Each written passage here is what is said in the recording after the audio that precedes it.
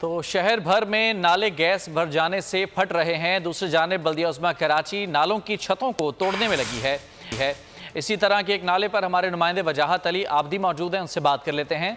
वजाहत बताएगा, नाला तोड़ने की वजह क्या बताई जा रही है?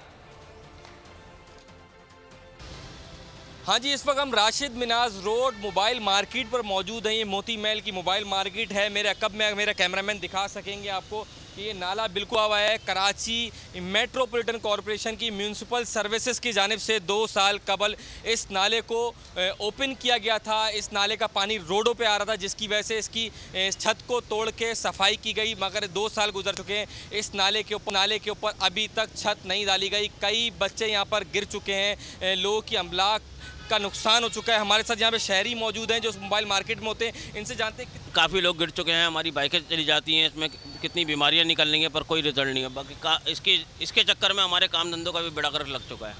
मतलब फैमिलीज़ आना पसंद नहीं करती हैं, गंदगी की वजह से फैमिलीज़ आगे चली जाती है, हमारा कारोबार बिल्कुल ख़त्म होकर रह गया।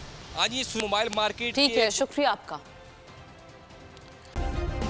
सब्सक्राइब करें और बेल दबाएं ताकि कोई खबर रह न जाए।